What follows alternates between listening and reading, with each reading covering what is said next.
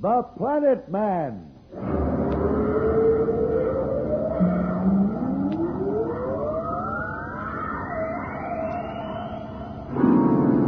The Planet Man.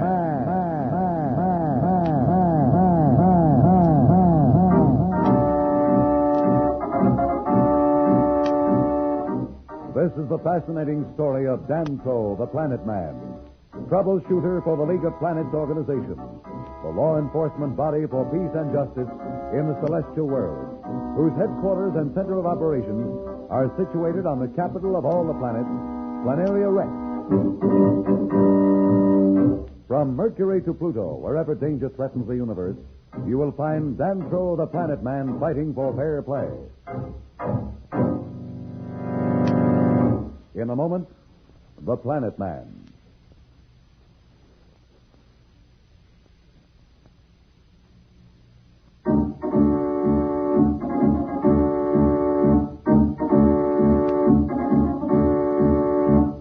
You will remember that Billy, Jane, and Pat Darrow were about to take off from Planaria Rex with Dantro, the Planet Man, for Venus. They are starting on a goodwill tour of the members in the League of Planets. Judge Augustus warned Dantro that although Marston's power was destroyed, his collaborators on the planets were still a threat to the Earth people, that they might even resort to violence in their determination to keep Earth from becoming a member of the League. We find our party preparing for their blast-off from the spaceport on Planaria Rex. In 5 minutes or so, we'll blast off of Venus. Are you excited, Billy? A little. Listen to him. A little, he says.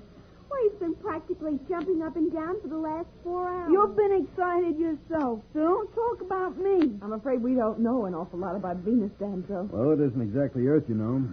The clouds that shroud the planet are dust. I thought they were like the ones back home. You know, water vapor. No, they're dust. As a matter of fact, the surface of the planet is almost covered with dust. The Venusians have evolved a culture that's quite different from any other planet in the League. They even look different, as you know. Their noses, for instance. You've noticed how big they are. That's because of the dust. They have a kind of filter that's part of their bodies that enables them to breathe. Oh, I wondered about that. And about the extra eyelid they seem to have. It's transparent. I guess that's to protect their eyes from the dust. Yes, exactly, Pat. But do they live out in the middle of the dust all the time? Doesn't it get into their food and everything? Well, one time they did. But for centuries, they've lived under tremendous transparent domes. Their cities are covered by them. We'll be quite comfortable inside them. Won't we ever go outside? Oh, yes, but when we do, we'll have to wear respirators to filter out the dust. I couldn't help laughing when I first saw the Venusian ambassador's big nose. I guess nature knows what she's doing. They'll have the laugh on us with our respirators. Well, they're much too polite to laugh. But you're right about nature. You'll find as we travel around that some of the races in the League of Planets will look pretty funny to you. But there's always a good reason for it. They've each adapted to the environment of the place they live. That's why even the people back on your Earth are different. Isn't it getting close to blast-off time? Oh, just about, Billy. I want to give the ship a quick check, though, before we go up. That's funny. What's funny? I may be just imagining things, but the controls don't feel right to me. Particularly the counter-gravity stabilizer. Gee, you don't think it's busted, do you? Will it delay our trip? Not busted, Billy. Broken. Hey, Wiz, what's the difference? You know what I mean. Will it, Dantro? Will it delay us? Don't distract him, Billy. Oh, that's all right. After all, Billy wants to learn. The pilot needs to know his ship. Sure, you women don't understand these mechanical things. Now, what seems to be the trouble? I'm afraid it's a little too technical even for you, Billy. I better call the flight engineer. I checked the entire ship with him myself before, but I'll ask him to go over this counter-gravity stabilizer again. Flight engineer, report to control deck at once.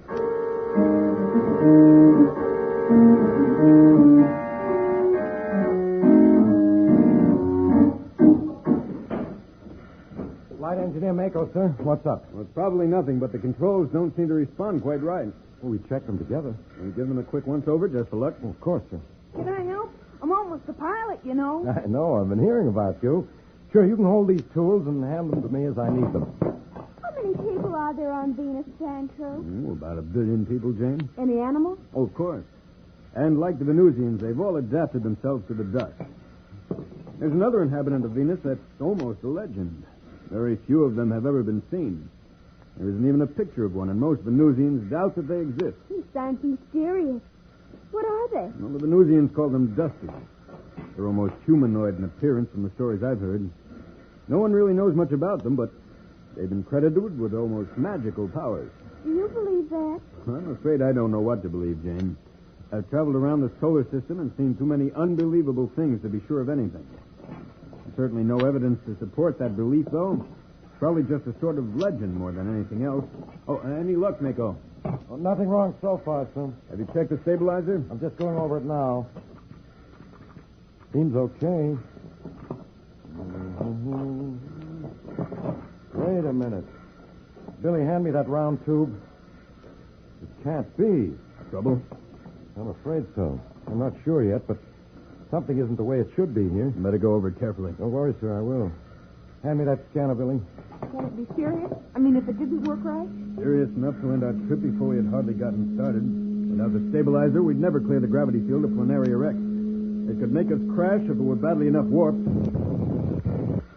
Jumping sun toads, this is awful. Did I give you the wrong tool? No, the tool's all right, but something else is awfully wrong. Will you come over to the engineering maintenance for a moment, sir? I'd like to talk to you. Can I Now, come? you better stay here with the tools, Billy. It's pretty technical anyhow. And I've got to look at some relay charts. I'll explain it to you when I get back.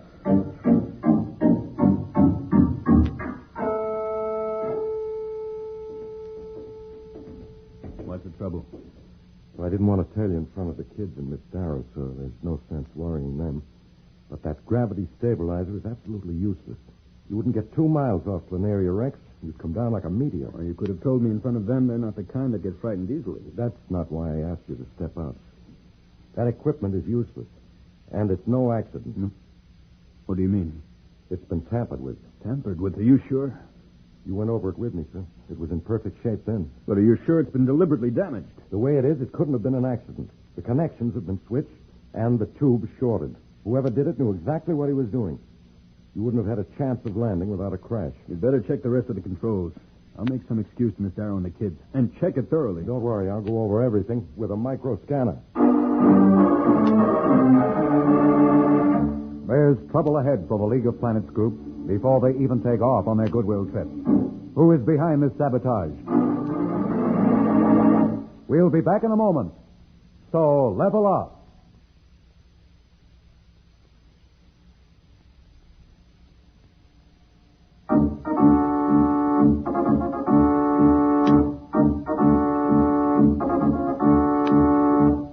When we left Danville, he was informed by the flight engineer that the proposed interplanetary goodwill spaceship, the Planeteer, had been sabotaged. Now we find Danville talking with Billy, Jane, and Pat in the control cabin, but not letting on to what is really wrong.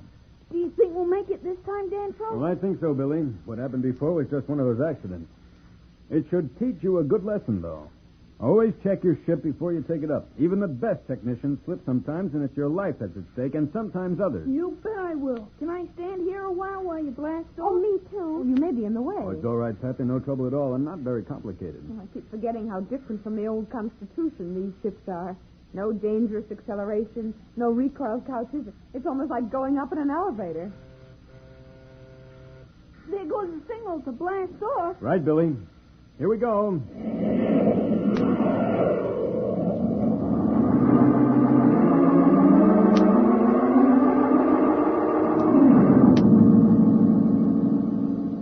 Boy, this ship really travels. Can I take over the controls soon? Maybe not this trip, Billy. Don't worry, you'll have a lot of chance to be traveling a lot for a while now. We'll be out of these dust clouds in a minute, and then you'll be able to take your first look at Venus. I've always thought that the clouds were water vapor, like the clouds on Earth. Well, if they were, Venus would be a lot better off. As it is, they have ways that will seem quite strange to you.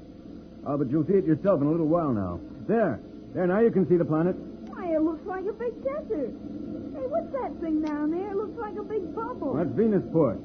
I told you their cities were covered with tremendous domes to keep out the dust storms. But how do we get in? Well, they have locks like the airlocks on a spaceship. You go through one door, which seals, and then we can go through the second, through to the city itself. Do they know we're coming? Oh, I've already signaled ahead.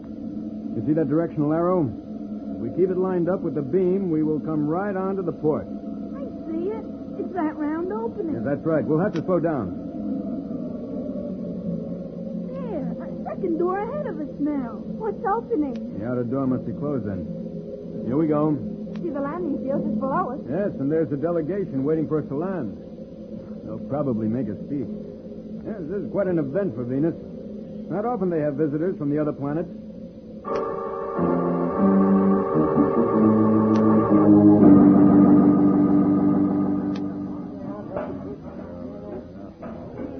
On behalf of the people of Venus, I welcome you to Venusport.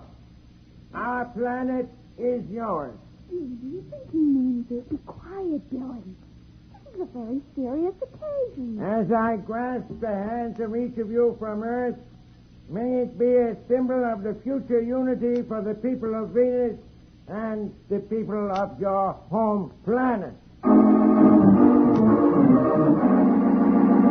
The first leg on the interplanetary goodwill tour has been made without incident, except for the attempted sabotage of the Planeteer at takeoff.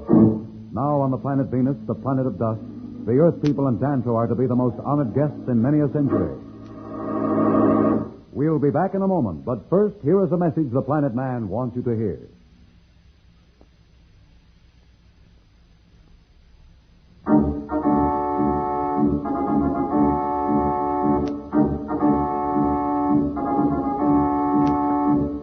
Tune in again for more transcribed thrills and adventures. Rocket millions of light years into space with Dan Troll, the Planet Man. The Planet Man.